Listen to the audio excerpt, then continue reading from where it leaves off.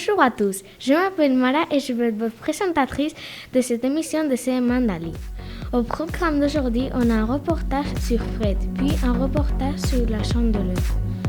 Après, un interview d'un cavalier de la classe, un micro-trottoir, un reportage sur la mission Apollo 11, une poésie de CE1 et une chanson de carnaval de CE2.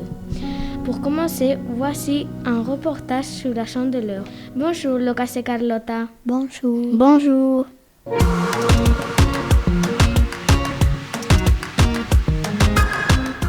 Quelle est l'origine de la chandeleur? À l'époque des Romains, il s'agissait d'une fête en l'honneur du dieu du pain. Toute la nuit, les croyants parcourant les routes de Rome en agitant de flambeaux. En 472, le pape en fait une fête religieuse qui deviendra la célébration de la présentation de Jésus au temple. On organise alors des précisions aux chandelles le jour de la chandeleur, selon une technique précise. Chaque croyant doit récupérer un cierge à l'église et le ramener chez lui en faisant bien attention à le garder allumé.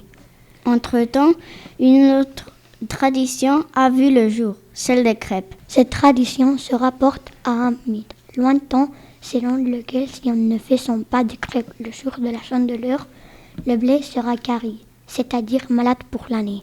On dit d'ailleurs, si point neveu de blé charbonneux mange des crêpes à la chandeleur. D'ailleurs, en faisant les crêpes, il faut respecter une autre coutume, celle de la pièce d'or. Les paysans faisaient sauter la première crêpe avec la main droite, tout en tenant une pièce d'or dans la main gauche. Vous m'avez donné faim avec votre histoire des crêpes. Vous pouvez me donner la recette? On a besoin de 250 g de farine, 2 œufs, 500 ml de lait, une pincée de sel, un peu d'huile et de l'arôme de fleurs d'oranger. On verse la farine dans un grand saladière. On fait un puits et dans le puits on casse les œufs. En ajoutant une pincée de sel et un petit peu d'huile. Avec un fouet, on mélange en ajoutant petit à petit le lait. Il faut faire bien attention à ne pas faire des grumeaux. Quand on a versé tout le lait et que la pâte est bien lisse, on laisse reposer pendant au moins 1 heure. On peut alors cuire les crêpes dans une poêle à crêpes. Et maintenant, régalez-vous. Merci Carlotta et Lucas. Maintenant, n'oubliez pas de lire tous les jours parce qu'on a un reportage sur l'auteur qui a écrit Philémon.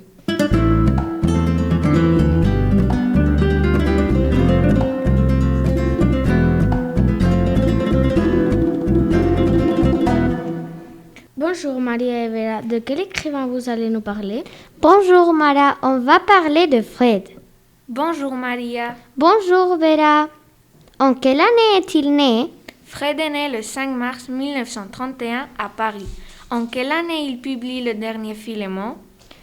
Il publie le dernier livre de Philémon en 2013, le tome 26 de la série qu'il avait commencé 25 ans plus tôt. Quand il est mort? Fred est mort le 2 avril 2013. Est-ce que Fred est son vrai nom? Non, son vrai nom est Frédéric Othon Théodore Aristidé. Combien de prix a gagné? Il a gagné 11 prix. Les 2 plus importants sont celui du Festival d'Angoulême et celui d'Alfart. Au revoir, Béra. Au revoir. Merci les filles. Maintenant, je crois que vous voulez lire ce livre.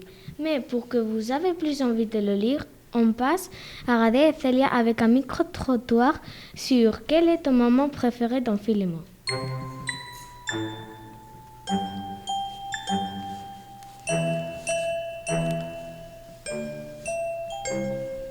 Bonjour Marcos. Mon moment préféré en Philémon, c'est quand il arrive la bouteille avec dedans un bateau. Bonjour Lucas. Quand on doit chercher l'eau dans le puits. Bonjour Mireille. C'est quand Philémon tombe au puits et il ne sait pas où il est. Bonjour Eduardo. Quand il voit le château de la maison de Buissatière. Bonjour Carlotta. Quand Philémon tombe dans le puits et l'eau du puits et l'océan Atlantique. Bonjour Anna-Sophia. Quand il trouve à la licorne.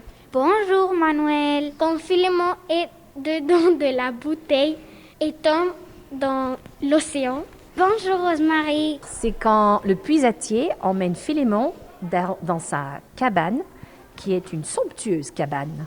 Bonjour Gabriela, c'est quand Philémon et les marins ils sont dans la bouteille. Bonjour Isabelle. Quand Philémon rentre dans le puits. Bonjour Alvaro, C'est quand ils montent dans le bateau, ils vont en train de passer tous les lettres de l'Atlantide. bonjour Nicolas. C'est quand Philémon il trempe dans le puits. Très intéressant. Maintenant, on passe à un thème que j'adore, la musique Apollo 11. Bonjour Isabelle. Bonjour.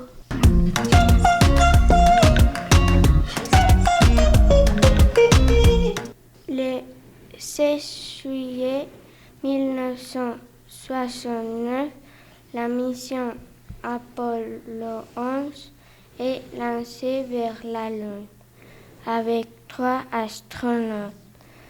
L'objectif de la mission est atterrir sur la Lune, poser les pieds et rentrer sur Terre.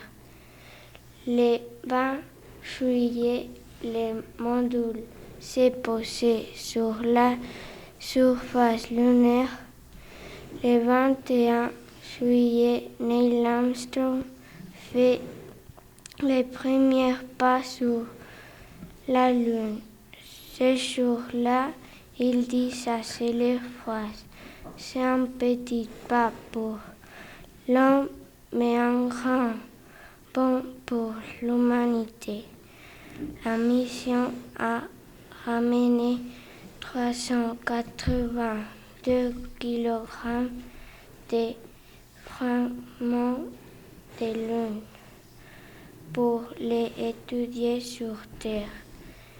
Et aujourd'hui, la plupart se trouvaient encore dans les coffres de la NASA, car les générations futures pourront encore l'étudier. Le premier voyage a duré 4 jours, mais la NASA a envoyé d'autres missions jusqu'en 1972.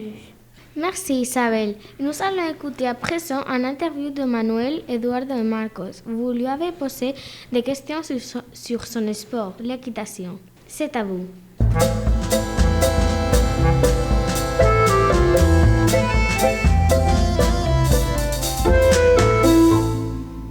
Bonjour Manuel. Bonjour Eduardo. Nous savons que tu montes à cheval. Quand tu as commencé, Et quand j'avais 6 ans. pourquoi?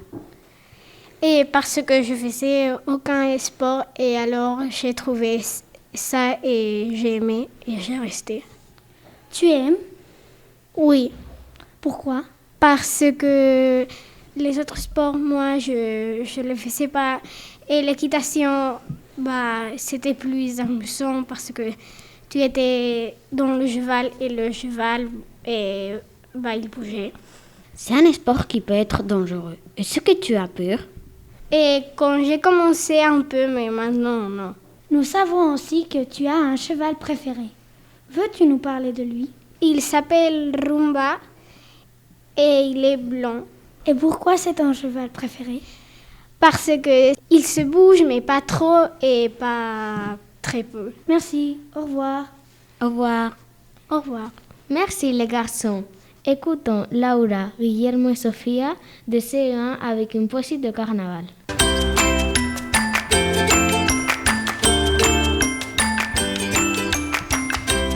Carnaval. Aujourd'hui c'est carnaval. Tout est prêt pour notre bal. Musique, danse et confetti seront tous de la partie. Tiens, qui vient faire la fête? Cet feu bleu peut-être. Ou c'est Milou sans Tintin qui lance des serpentins. Blanche-Neige et Cendrillon en pleine conversation attendent patiemment l'arrivée du prince charmant. Aujourd'hui c'est carnaval. On avant pour notre bal, Karine Perchillet. Merci les CE1. Et pour finir, une chanson de CE2.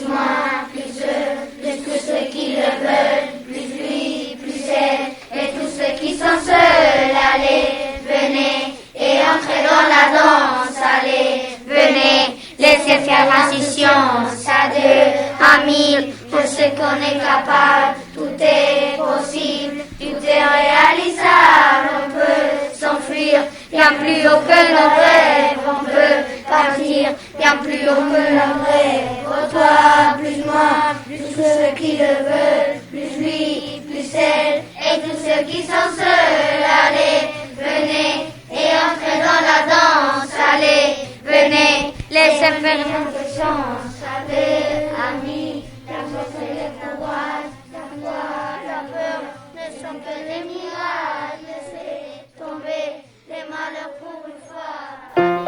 Au revoir, à bientôt. Radio Kids. Cette émission de CM1 d'Ali est finie. J'espère que vous avez adoré et au revoir.